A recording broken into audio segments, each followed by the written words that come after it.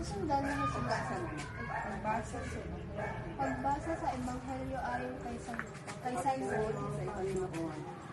Sinusundan si Jesus ng maraming tao. Kabilang ng mga babaeng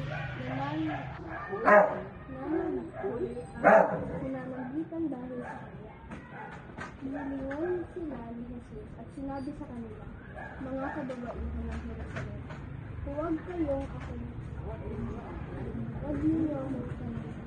Ang tangisin niyo ay inyong sarili at ang inyong tandaan ninyo.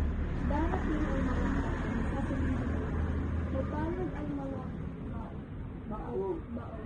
Ang mga sinat hindi nagdalangka at ang nakadaglit na hindi nagpasuso.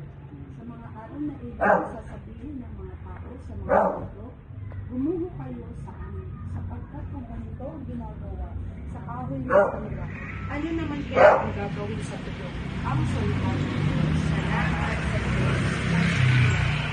Madalas ikumpara ng tao ang kanyang sarili sa kanyang bata. Bakit ako ay nag-isip? Bakit tumingin sa isang tao siya ang tao? Ano ang magmumukha ko? Ano ang mamagala ko? Ano ang kapatid? Ang paborito nating salita ay ako at ako. Itinataas natin ang ating sarili at ang sarili ang ginagawa natin pamarisan ng iba.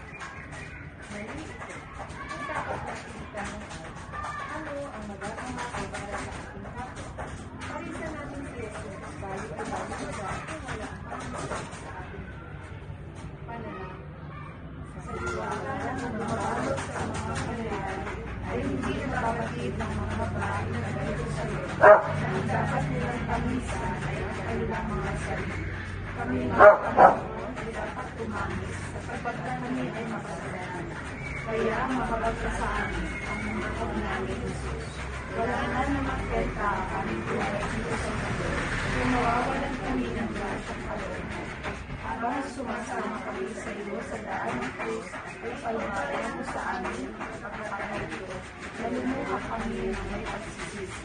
Tulungan mo kami nagsisi dahil sa mga ginawa namin at ang Diyos sa pagkakataon. Wala sa amin sa pag-aaral ng